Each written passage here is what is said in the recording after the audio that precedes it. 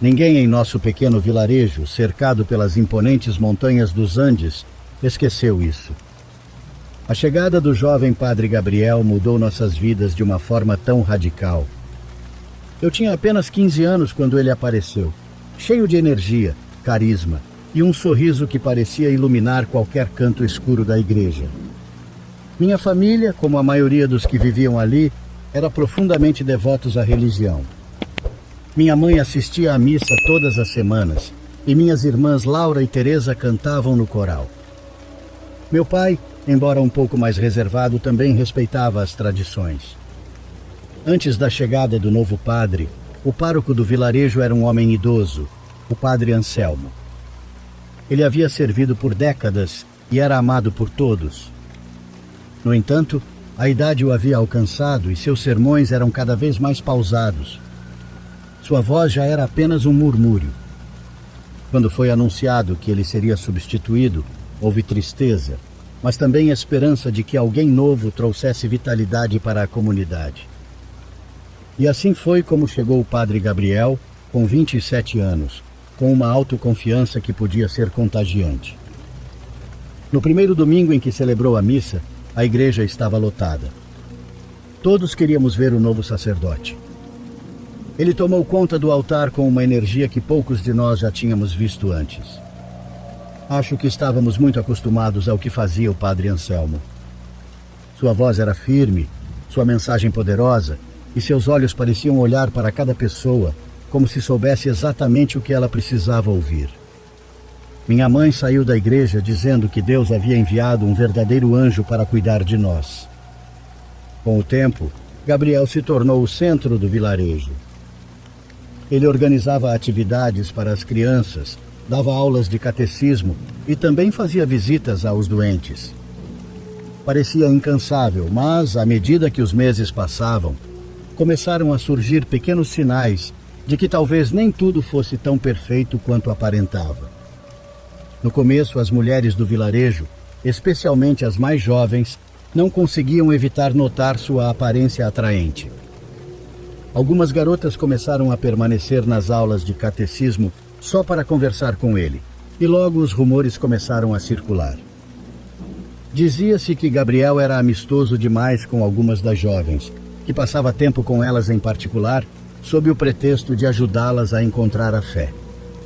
Quando esses rumores chegaram aos ouvidos da minha mãe, ela os descartou imediatamente.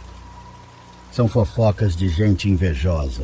O padre Gabriel é um bom homem, é um homem de Deus, dizia ela. Porém, algo em mim não conseguia ignorar esses comentários. Frequentemente, durante as tardes, quando eu voltava do campo onde trabalhava com meu pai, via o padre Gabriel caminhando sozinho fora do vilarejo. Ele dizia que amava isso porque gostava de refletir e estar perto da natureza. Mas seu andar era diferente, como se estivesse sendo guiado para um destino específico. Foi numa tarde de domingo que tudo começou a me parecer diferente. Gabriel voltou de uma de suas caminhadas com uma expressão que eu nunca tinha visto nele antes. Durante a missa, anunciou que havia recebido uma visão divina, enquanto meditava junto ao rio que ficava a alguns quilômetros do vilarejo. Disse que havia ouvido a voz de Deus e que lhe dera instruções claras. Nossa comunidade deveria se unir mais do que nunca e dedicar sua vida à fé. O efeito que isso teve nos fiéis foi imediato. Sua mensagem era tão apaixonada que a maioria aceitou sem questionar. Minha mãe e muitas outras mulheres começaram a assistir à missa diariamente, enquanto os homens doavam tempo e recursos para embelezar a igreja. Gabriel se tornou uma figura central, quase intocável. Mas eu não conseguia deixar de me perguntar por que aquele rio havia sido o lugar onde Deus se manifestara. Sim, era um lugar tranquilo, cercado por árvores e com um silêncio que podia ser sufocante. Alguns pescadores diziam que o rio tinha algo estranho, que às vezes parecia falar quando o vento estava calmo. Mas essas histórias sempre foram consideradas meras lendas. A partir desse momento, algo em Gabriel mudou. Seu carisma se intensificou. Juro que era quase hipnótico. Mesmo aqueles que duvidavam dele começaram a segui-lo com devoção. Numa reunião comunitária, propôs que lhe cedessem uma velha fazenda abandonada nos arredores do vilarejo para convertê-la em um espaço dedicado à educação espiritual. Sem muita oposição, os habitantes aceitaram. Começaram a reformá-la e adaptá-la. Logo, os jovens do vilarejo começaram a passar cada vez mais tempo na fazenda, sob a orientação de Gabriel. Dizia-se que ele se dedicava à oração e aos estudos. Mas os rumores sobre o comportamento do sacerdote começaram a surgir. Algumas famílias notaram que suas filhas voltavam diferentes, mais caladas e mais retraídas. Eram como se guardassem um segredo que não podiam compartilhar. Minha irmã mais velha, Laura, foi uma das primeiras a se juntar ao grupo. No começo, minha mãe estava encantada por ela participar de algo tão puro. Mas logo começou a se preocupar porque Laura chegava em casa tarde, evitava perguntas e mal conversava conosco. Uma noite a ouvi chorando no quarto, mas quando tentei falar com ela, ela fechou a porta na minha cara. Minha preocupação se acendeu quando o vizinho Matias veio conversar com meu pai. Ele contou que havia visto o padre Gabriel caminhando pelo vilarejo altas horas da noite, sempre em direção ao rio. Disse que, embora Gabriel fosse amado por muitos, algo em seu comportamento parecia muito estranho. Era como se ele não fosse o mesmo desde aquela revelação que teve. Meu pai, respeitoso, não quis entrar em discussões, mas para mim, esses comentários confirmaram o que eu já temia. O padre Gabriel estava mudando e não era para melhor. Uma noite decidi descobrir o que estava acontecendo. Resolvi seguir o padre Gabriel enquanto ele caminhava em direção ao rio. Mantive uma distância segura, escondendo-me entre as árvores. Quando ele chegou à margem, ajoelhou-se e começou a falar em voz baixa. Não consegui ouvir o que estava dizendo, mas suas palavras não pareciam uma oração. Eram quase como um tipo de conversa. De repente, o ar ficou mais frio e o rio, que antes estava calmo, começou a se agitar levemente. Não posso dizer que foi um espetáculo extremamente chamativo, mas algo estava acontecendo. Recuei assustado e acabei tropeçando, fazendo barulho. Gabriel virou a cabeça em minha direção, mas consegui escapar antes que me visse. Quando voltei para casa, não consegui dormir. Eu sabia que algo estava acontecendo, mas não fazia ideia de como lidar com aquilo. Meus pensamentos giravam em torno do que havia visto no lago e do comportamento cada vez mais estranho do padre. Durante o café, minha mãe notou meu silêncio, mas quando perguntou se algo estava errado, apenas balancei a cabeça. Não sabia como explicar o que tinha presenciado sem parecer louco. À medida que os dias passavam, Gabriel se tornava mais influente. A propriedade que havíamos cedido a ele começou a se transformar no centro de sua obra. As jovens da vila iam e vinham, levando cestas de comida, roupas e objetos de suas famílias. Ninguém questionava suas intenções, e as poucas vozes que ousavam expressar dúvidas eram silenciadas com olhares de reprovação ou sermões do próprio padre durante a missa dominical. Minha irmã Laura, que costumava ser cheia de vida e energia, tornou-se uma sombra de si mesma. Ela passava grande parte do tempo na propriedade, voltando apenas para as refeições. Quando tentávamos conversar com ela, suas respostas eram monótonas. Minha mãe dizia que Laura estava mais próxima de Deus do que nunca, mas eu não conseguia evitar a sensação de que aquilo não era verdade. Uma noite, enquanto jantávamos, Laura disse algo que gelou meu coração. O padre Gabriel disse que algo grande acontecerá em breve na vila, algo que mudará nossas vidas.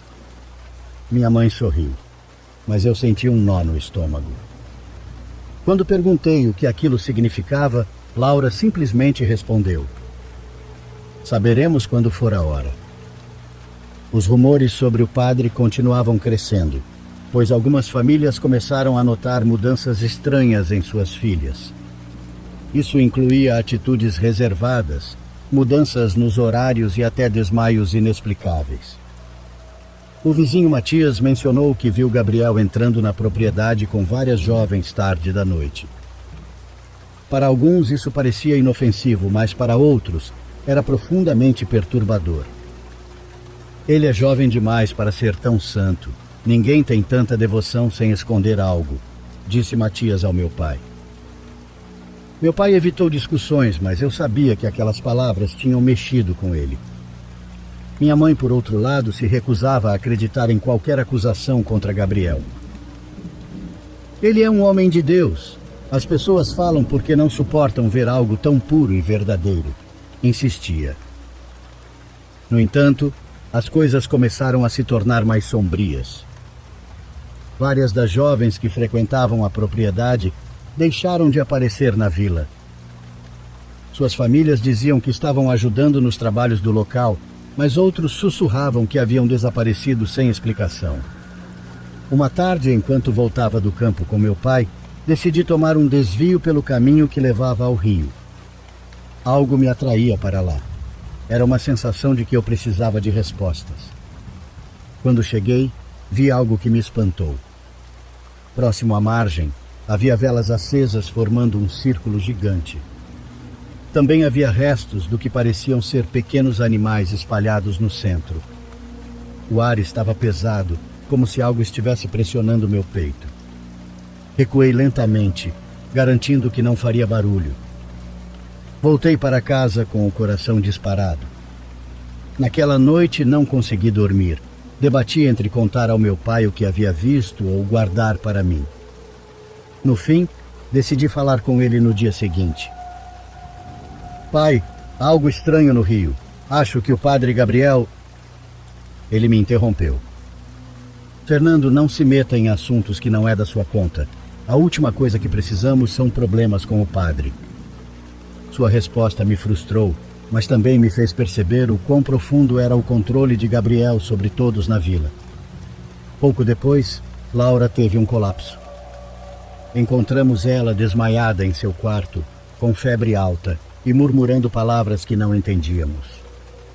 Minha mãe, desesperada, queria levá-la ao médico na cidade mais próxima, mas Laura acordou de repente e nos implorou para não a tirarmos da vila. O padre Gabriel pode me ajudar, disse com os olhos cheios de lágrimas. Ele sabe o que fazer. A contragosto, minha mãe concordou. Naquela mesma tarde, o padre veio até nossa casa e ficou trancado no quarto de Laura por quase 1 hora. Quando saiu, disse que havia orado por ela e que logo melhoraria. Minha mãe agradeceu entre soluços, mas eu não conseguia me livrar da sensação de que algo estava terrivelmente errado. Decidi continuar investigando por conta própria. Certa noite, enquanto todos dormiam, me esgueirei até a propriedade.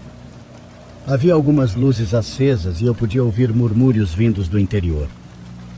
Aproximei-me o suficiente para espiar por uma das janelas, e o que vi ainda me deixa paralisado. Várias jovens estavam reunidas em círculo, com Gabriel no centro, segurando o que parecia ser uma Bíblia. Ele recitava algo em um idioma que eu não entendia, e juro que as garotas pareciam hipnotizadas. Saí de mansinho, tentando não fazer barulho. De repente, os murmúrios cessaram e ouvi passos se aproximando. Corri o mais rápido que pude, sem ousar olhar para trás. Quando finalmente cheguei em casa, estava tremendo, tentando processar o que havia visto. Eu sabia que precisava fazer algo, mas o que um garoto de 15 anos poderia fazer contra alguém como Gabriel? Sua influência era forte demais, e a maioria das pessoas da vila acreditava nele. Porém, uma parte de mim se recusava a ficar de braços cruzados. Depois daquela noite na propriedade, minha vida mudou. Não conseguia ignorar os sinais de Gabriel sobre todos, inclusive sobre minha própria família. Mas quanto mais eu tentava alertar as pessoas, mais isolado me sentia. Minha mãe dizia que eu estava paranoico, que o padre Gabriel só queria o nosso bem. Minha irmã Laura, mesmo ainda frágil e distante, insistia que o sacerdote a havia ajudado, que não tinha mais ninguém a quem recorrer. O rio, que sempre fora um lugar tranquilo e sereno, havia se tornado um lugar muito sombrio. Alguns diziam que à noite podiam ouvir cânticos vindo da margem. Outros falavam de uma névoa escura que surgia sobre a água. O pior era o cheiro inexplicável que impregnava o ar. Eu sabia que Gabriel continuava visitando o lago com frequência. Às vezes via de longe sua figura recortada contra a lua, com os braços estendidos, como se estivesse rezando. Mas aquela postura me inquietava. Não parecia uma oração, e sim algo mais profundo e obscuro. Foi então que comecei a me perguntar se ele realmente estava falando com Deus, ou se algo mais espreitava naquelas águas. Com o tempo, alguns habitantes do povoado começaram a manifestar seu descontentamento. Matias, que sempre havia sido um homem respeitado por sua sabedoria e experiência, foi um dos primeiros a levantar sua voz. Numa reunião comunitária, declarou que havia algo profundamente errado na forma como Gabriel estava dirigindo a igreja. Não é normal que um sacerdote passe tanto tempo isolado, cercado apenas por meninas, e muito menos que permita que nossa fé se transforme em um culto a ele mesmo. Suas palavras provocaram algo entre os presentes, mas Gabriel, que estava ali, sempre carismático, soube lidar com a situação. Entendo suas preocupações, disse ele a Matias. Tudo isso foi dito com uma voz extremamente calma. Mas tudo o que faço é pelo bem desta comunidade. Se há dúvidas, convido qualquer um a visitar a fazenda e ver com seus próprios olhos o trabalho que realizamos. Muitos se sentiram convencidos por seu tom sereno, mas eu pude ver o brilho de ira em seus olhos. No dia seguinte, Matias adoeceu repentinamente. Ninguém sabia o que ele tinha, e seu corpo estava sendo consumido por febres e dores inexplicáveis. Meu pai, preocupado, foi visitá-lo, mas voltou dizendo que o homem mal conseguia falar. Quando minha mãe sugeriu que Gabriel poderia ajudá-lo, meu pai se recusou bravo, dizendo que o povo estava verificando a água do poço dele e que devia ser isso. Não quero esse homem pisando em nossa casa novamente, disse ele com uma firmeza que raramente demonstrava. Naquela noite, Matias faleceu. Alguns disseram que foi coincidência, que sua idade avançada e saúde frágil haviam feito sua parte, mas outros, incluindo eu, não podíamos evitar pensar que sua morte estava relacionada às palavras contra Gabriel. Enquanto isso, os rumores sobre as jovens que frequentavam a propriedade dele continuavam crescendo. Muitas delas começaram a mostrar sinais de gravidez e, quando questionadas, evitavam responder. Minha mãe, embora fosse uma fiel seguidora do padre, começou a se preocupar, principalmente com Laura. Não quero que te aconteça nada de ruim. Se algo te incomodar, você precisa me contar, filha, disse durante o jantar. Laura, com os olhos fixos no prato, simplesmente balançou a cabeça. O padre sempre cuida de nós, mãe, não há com o que se preocupar. Mas suas palavras não conseguiram nos tranquilizar. Algo em seu tom de voz era diferente, como se estivesse repetindo algo que havia sido ensinado a dizer. A situação finalmente chamou a atenção da diocese da cidade mais próxima. Um grupo de sacerdotes foi enviado ao povoado para investigar as acusações contra Gabriel. Quando chegaram, ele os recebeu com um largo sorriso e uma atitude despreocupada. Claro que podem examinar tudo. Não tenho nada a esconder, disse ele. No entanto, à medida que os sacerdotes realizavam entrevistas e visitavam a propriedade, começaram a encontrar provas de que algo não estava certo. Os livros que Gabriel usava em suas lições continham passagens que não pertenciam a nenhuma doutrina católica, e várias das jovens confessaram ter sido manipuladas para realizar atos que descreveram como rituais. Uma delas, em um ataque de choro, revelou que Gabriel dizia ser guiado diretamente pela voz de Deus. Quando os sacerdotes confrontaram Gabriel com essas evidências, ele simplesmente riu. Do que vocês têm medo? Da verdadeira fé? Perguntou ele. Tudo o que fiz foi para o bem desta comunidade. Se não podem enxergar isso, talvez sejam vocês que precisam refletir sobre sua fé. A tensão cresceu ainda mais quando os sacerdotes decidiram informar as autoridades. Mas antes que pudessem fazê-lo, Gabriel desapareceu. Ele levou consigo 3 das jovens que estavam mais próximas dele. deixando para trás um rastro de medo. A propriedade foi revistada pelas autoridades e pelos sacerdotes, que encontraram evidências de rituais demoníacos por lá. Havia figuras entalhadas em madeira, desenhos estranhos em algumas paredes e uma espécie de altar improvisado. A comunidade ficou devastada. Muitos começaram a questionar sua fé, enquanto outros simplesmente se recusaram a falar sobre o assunto. Nas semanas seguintes, começaram a surgir histórias de pesadelos e eventos estranhos entre os habitantes da nossa vila. As mulheres que haviam estado envolvidas com Gabriel disseram sentir uma presença constante as vigiando. Várias precisaram ser exorcizadas pelos sacerdotes que haviam chegado. Foram eles que relataram o que aconteceu com Gabriel durante a investigação e todos os horrores que haviam encontrado.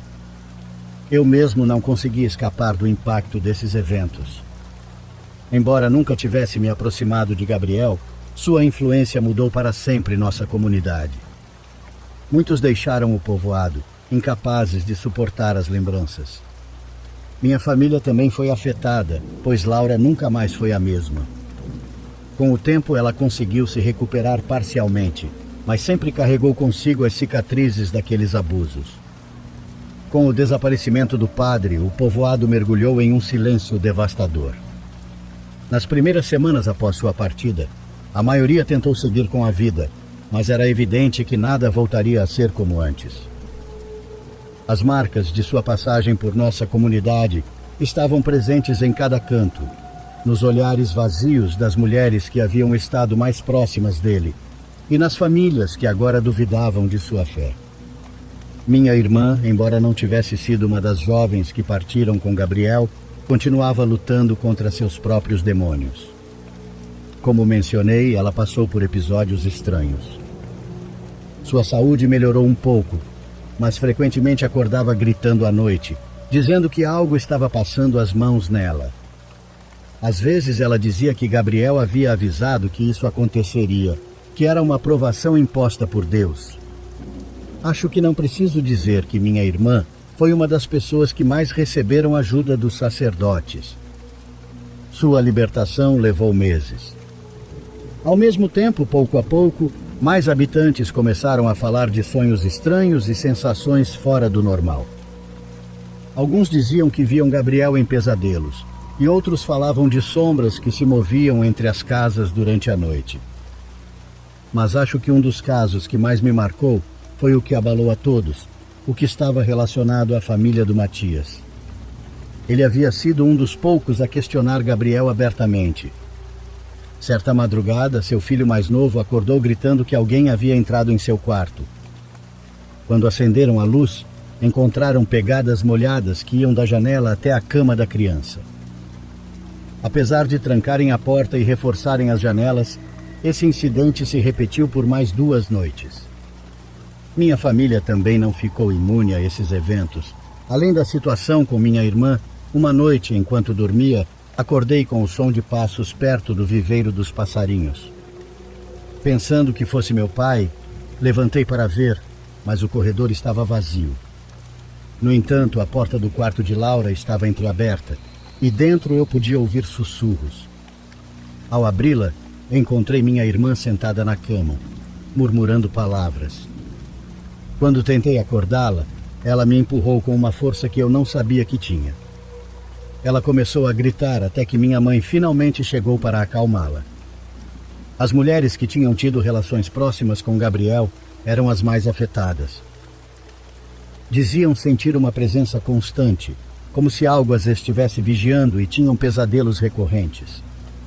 Um dos casos mais alarmantes foi o de Clara, uma jovem que havia sido uma das seguidoras mais devotas de Gabriel. Durante seu exorcismo, segundo relatos, começaram a aparecer marcas em sua pele, como se algo a estivesse arranhando. O padre que realizou o ritual disse que ela havia sido possuída por uma entidade que se alimentava do desespero e da culpa. Embora tenham conseguido libertá-la, Clara ficou com um aspecto depressivo. Um dia ela simplesmente decidiu ir embora por conta própria. Eu sabia que não podia continuar vivendo nesse estado de incerteza, mas era isso que nos havia sido imposto. Em algum momento conversei com João, um idoso que vivia por ali a vida inteira. Quando falamos sobre o que havia acontecido e sobre a situação com o Gabriel, ele me disse algo que me gelou. Esse rio sempre teve algo. Meu avô dizia que a água trazia as almas inquietas e que aqueles que ouviam seus sussurros estavam condenados a se perder. Eu acho que não era Deus quem falava com o padre Gabriel. Era outra coisa. Me perguntei se Gabriel havia sido apenas uma vítima dessa força ou se havia escolhido segui-la deliberadamente. De qualquer forma, o dano já estava feito. A diocese declarou que a casa estava amaldiçoada e ordenou que fosse demolida. Mas, mesmo depois de ser reduzida a escombros, o vilarejo continuou carregado por uma tensão palpável. Todos evitavam aquele lugar e continuaram evitando por muitos, muitos anos.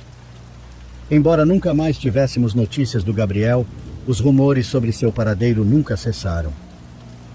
Alguns diziam que ele havia fugido para outra região, onde continuava exercendo sua influência sobre comunidades.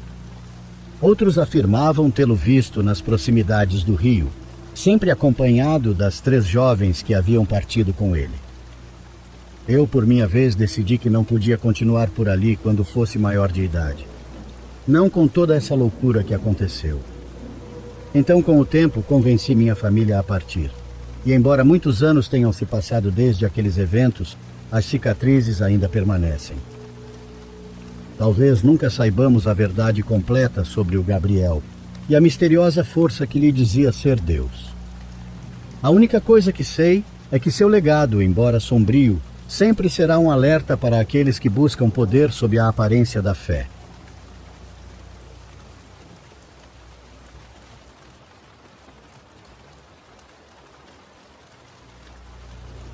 Olá, meu nome é Christian e sou da Argentina.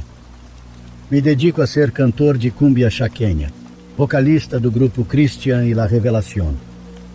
Quero compartilhar com a comunidade 2 histórias que aconteceram comigo e com minha namorada Jimena. Antes de começar, quero deixar bem claro que isso é completamente real, algo que realmente aconteceu. No dia em que este relato está sendo postado, tenho 31 anos.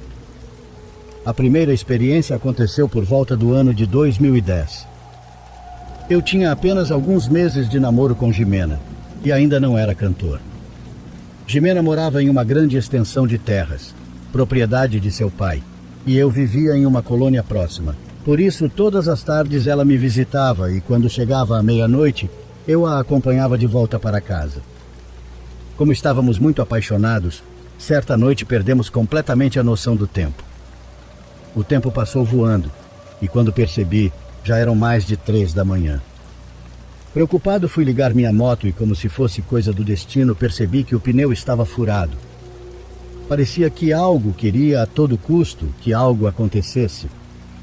Mas enfim, decidimos ir a pé. Para que tenham uma ideia, da minha casa até a de Jimena era cerca de 1 hora de caminhada. A noite estava completamente silenciosa. No caminho só se ouvia o som dos nossos passos e conversas esporádicas, para afastar a sensação ruim que pairava no ar. No meio do percurso, avistamos a cerca de 200 metros à nossa frente um bezerro vindo lentamente em nossa direção.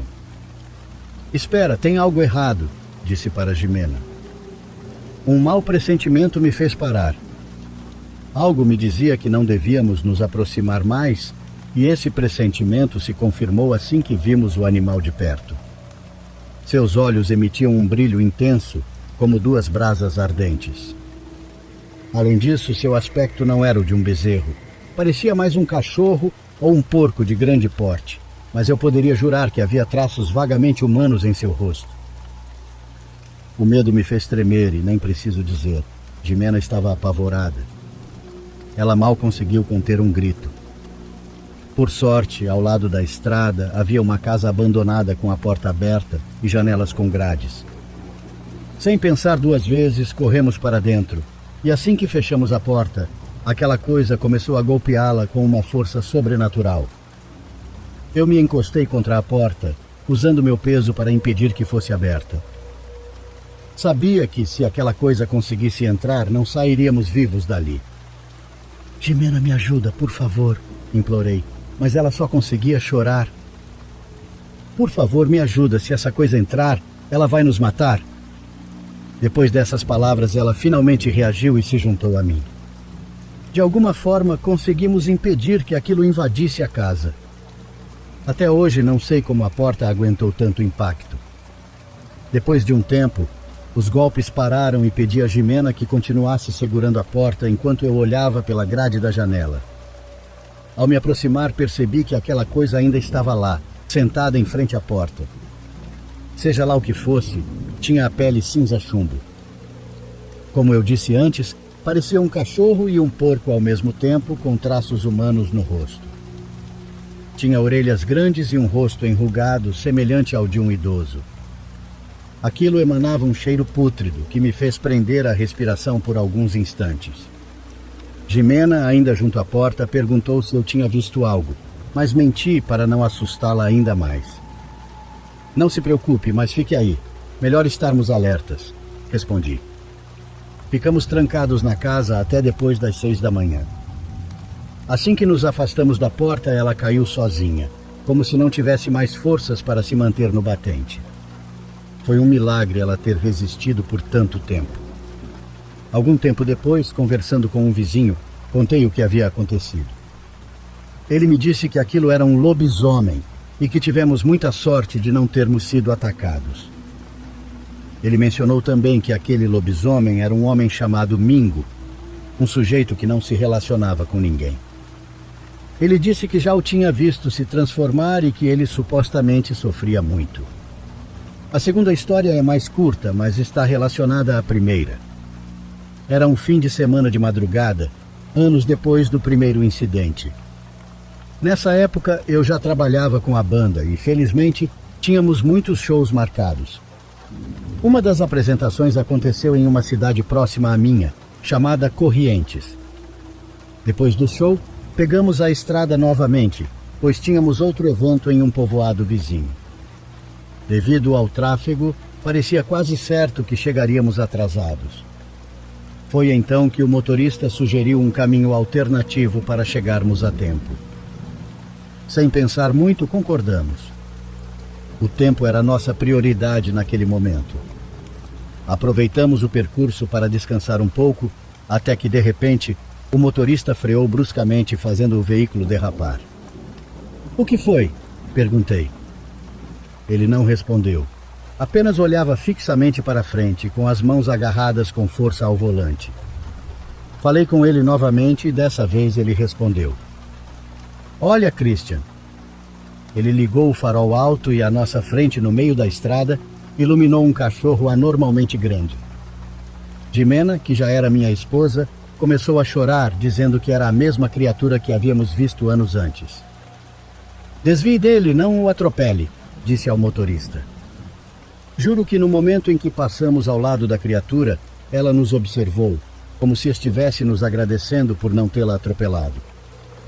Como eu disse, sei que para muitos pode ser difícil acreditar, mas tudo isso foi completamente real.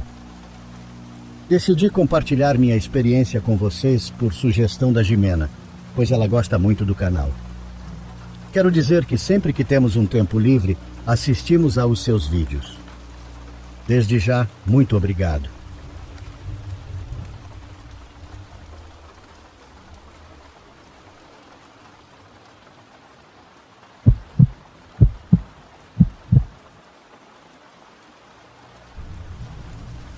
Isso que vou relatar aconteceu há 2 anos, no meio da primavera. Eu tinha tirado um tempo do trabalho para acampar em um pequeno lago no norte de Minnesota.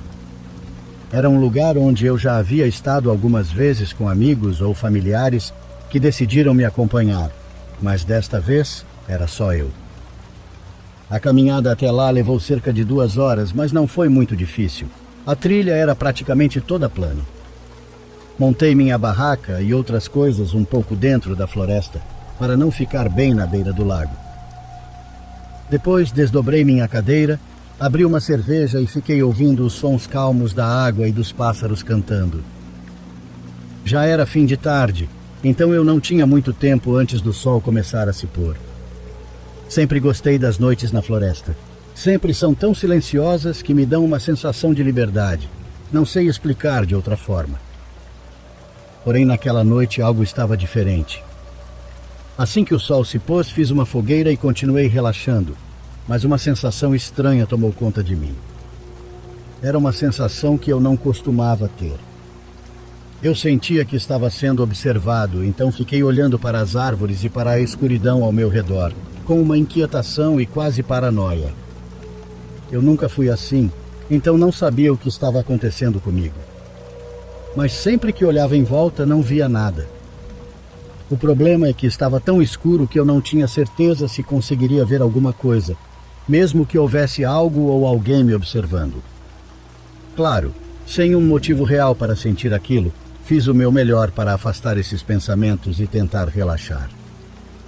Eventualmente consegui me distrair pensando em algumas questões pessoais que estavam acontecendo na minha vida. Não era uma distração agradável, mas acho que era melhor do que ficar paranoico. As horas se passaram e acredito que já eram umas 11 da noite quando, de repente, ouvi um estalo alto bem na minha frente, como se um grande galho tivesse se partido. A escuridão era total, então eu não conseguia ver nada. O som foi tão alto que ecoou pela floresta. Um arrepio gelou meu corpo. Parecia que algo grande havia pisado em um galho. Seria um animal grande ou uma pessoa? Eu não sabia qual dessas opções me assustava mais. Peguei meu spray de urso e chamei. Olá? Tem alguém aí? Nenhum som respondeu à minha voz. Eu não conseguia deixar de pensar que se fosse um animal grande, eu provavelmente teria ouvido passos, algo se movendo pelos arbustos ou folhas esmagando no chão. Fiquei sentado por um momento, olhando para a escuridão e esperando ver ou ouvir alguma coisa. Então me lembrei que tinha levado uma pequena lanterna. Vasculhei minha mochila e a peguei, mas quando a liguei, já havia passado 1 ou 2 minutos e não havia nada ali. Obviamente, comecei a me sentir paranoico de novo, mas desta vez parecia algo justificado. Rapidamente, joguei mais lenha na fogueira para garantir que ela não se apagasse e iluminasse bem meu acampamento. A cada poucos minutos ligava a lanterna e escaneava a área ao redor. Então, em um desses momentos, assim que a luz acendeu, vi algo no limite do alcance da lanterna. Era uma pessoa, definitivamente um homem. Ele era anormalmente alto, não de uma forma sobrenatural, mas talvez tinha bem mais de 2 metros de altura. Assim que a luz o atingiu, ele se afastou rapidamente, indo para um lugar onde a luz não alcançava. Meu coração disparou. Será que minha intuição estava certa esse tempo todo? Pensei no barulho que ouvi antes e no estalo alto do galho se partindo. O cara que vi era enorme. Com aquela altura, ele devia pesar pelo menos uns 110 quilos. Tinha que ser ele, o que significa que ele estava lá me observando, sabe-se lá por quanto tempo. Entrei em pânico, mas desmontei minha barraca o mais rápido possível, jogando minhas coisas dentro da mochila. Eu sabia para onde ele tinha corrido quando fugiu da luz, então corri na direção oposta, que por sorte era o caminho de volta para o meu carro. Depois de um tempo correndo, senti que já estava longe o suficiente para ligar a lanterna no modo mais fraco e caminhar o resto do caminho. Enquanto andava, tentei pensar em possíveis motivos para aquele cara estar lá. Alguma coisa definitivamente teria acontecido, disso não tenho dúvidas. Mas se o cara era tão grande, por que ele não me atacou ou me roubou de imediato? Por que esperar e me observar? A única explicação que consegui imaginar era que ele poderia estar tentando ver se eu tinha uma arma, ou talvez ele só estivesse esperando eu dormir. Cheguei ao carro e fui direto para casa. Ainda saio para acampar, mas nunca mais foi a mesma coisa desde aquela noite.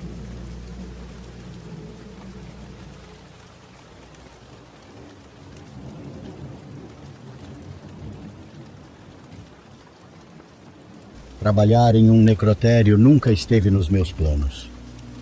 Não é o tipo de trabalho com que alguém sonha quando criança, mas a vida me levou por esse caminho de uma forma que nem eu mesmo entendi. Meu nome é Alessandro e há alguns anos trabalhei como assistente em um pequeno necrotério na cidade do México. Eu não era legista nem médico, apenas um auxiliar que fazia o que me pediam. Eu movia corpos, preparava relatórios, limpava e às vezes ajudava nos embalsamamentos. Nunca imaginei que uma daquelas noites me deixaria com uma dúvida que jamais conseguiria resolver. Naquela noite eu estava sozinho. Meu chefe havia saído mais cedo e o necrotério estava em completo silêncio. Algo que, com o tempo, aprendi a ignorar. Não era um silêncio comum, mas um silêncio denso, que fazia parecer que eu não estava realmente sozinho.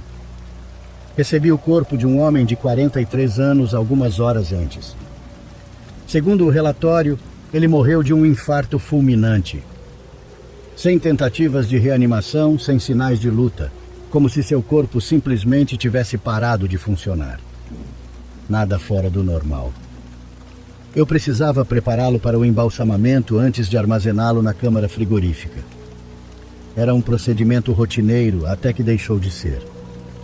Quando descobri o corpo para iniciar o processo, senti um calafrio. Não era o frio do ambiente, mas algo mais profundo. O rosto do falecido tinha uma expressão serena, serena demais. Era como se, em vez de estar morto, ele simplesmente estivesse esperando. Isso não era comum.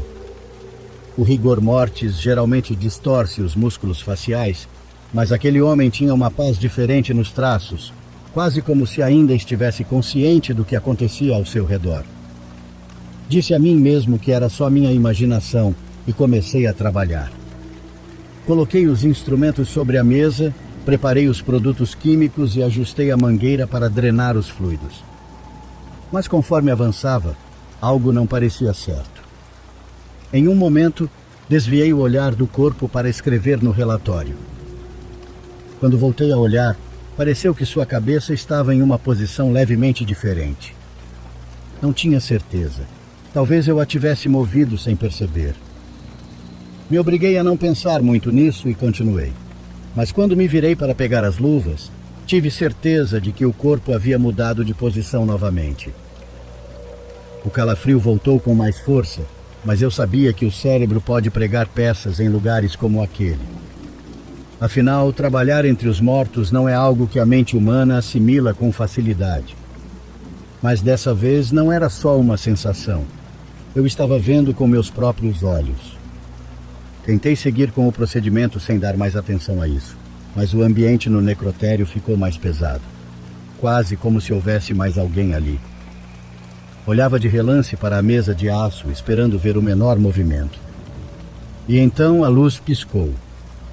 Foi um piscar rápido, mas naquele breve momento em que a escuridão tomou conta da sala, juro que vi algo se mover na maca. Minha pele se arrepiou e não quis continuar trabalhando sem entender o que estava acontecendo. Então decidi verificar as câmeras de segurança. Fui até o computador e procurei as gravações das últimas horas. O que vi me deixou sem ar. Cada vez que eu saía da sala ou desviava o olhar, o corpo se movia de forma imperceptível, mas o suficiente para ser evidente. Alguém sem experiência poderia atribuir isso a reflexos pós-morte, mas eu sabia que não era. Em alguns momentos da gravação, quando eu não estava na sala, uma sombra borrada se inclinava sobre o cadáver. Não era uma falha da câmera, não era um reflexo, era uma figura que não deveria estar ali. Voltei para a sala com uma sensação de aperto no peito. Fiquei parado na porta, observando o corpo e esperando que algo acontecesse. O ar parecia mais denso, e então o impensável aconteceu. O cadáver soltou um suspiro. Não foi um simples escape de gases. Não foi um som involuntário da decomposição. Foi um suspiro real, pausado e profundo, como se o homem na maca acabasse de acordar. Minhas pernas travaram e todo o meu corpo gritava para que eu corresse, mas eu não conseguia me mover.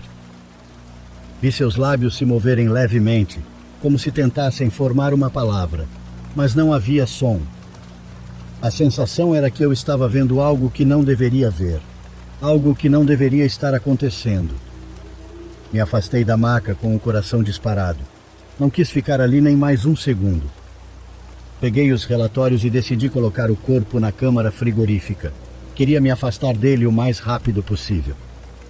Fechei a porta com as mãos tremendo e tentei não pensar no que tinha visto.